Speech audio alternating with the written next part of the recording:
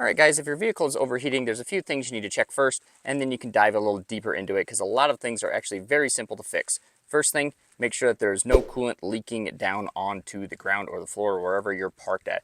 Leave your vehicle sit for a little bit. If there's any coolant leaking, you need to fix that ASAP. If the coolant is leaking, that means there's some sort of hole or leak in your coolant system, and you will have to fix that before you do anything else. It is a closed system, so all of it should be just getting reused. There never should be any loss in your coolant. If your coolant is going down for some reason, there is a leak somewhere in your system.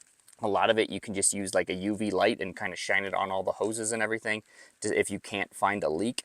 And then that'll usually kind of show you where it's leaking at. So first off, do that. Make sure that there's no leaks in the system.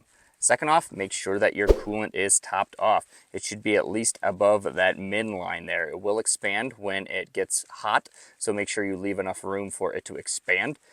Don't fill it all the way to the top there. That's not going to be good because then it's just going to bubble over anyways. So make sure that you have coolant in the system. That's going to be your next biggest thing and probably the cheapest thing.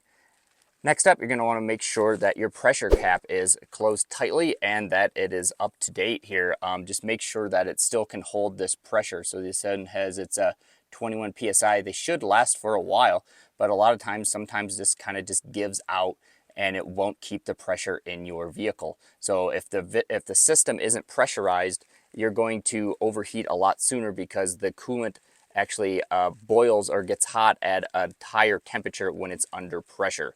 So if this isn't working correctly, your coolant is not going to be able to get to that hot of temperature, so it might lead to overheating.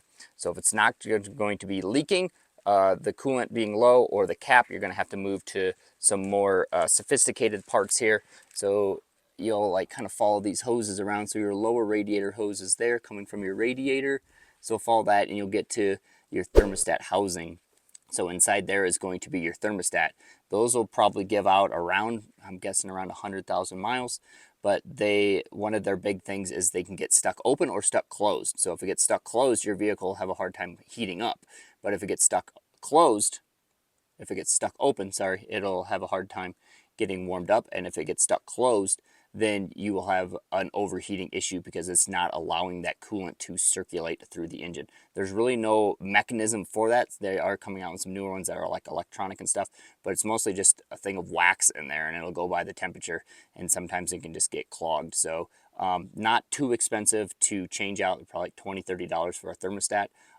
Just keep an eye on that as well because that's another cheap thing you can do to pay attention if your vehicle is overheating. Usually if you do a thermostat, you might want to look at your water pump, which is connected to it. So right back there you can see there's a little water pump. That's the fan that kind of circulates all the coolant through the system. So if that's malfunctioning, then you won't be able to get that coolant circulating through the engine. So keep an eye out on the water pump as well. And next up, you might want to look at your heater control valve. It's that solenoid right there, you can kind of see it.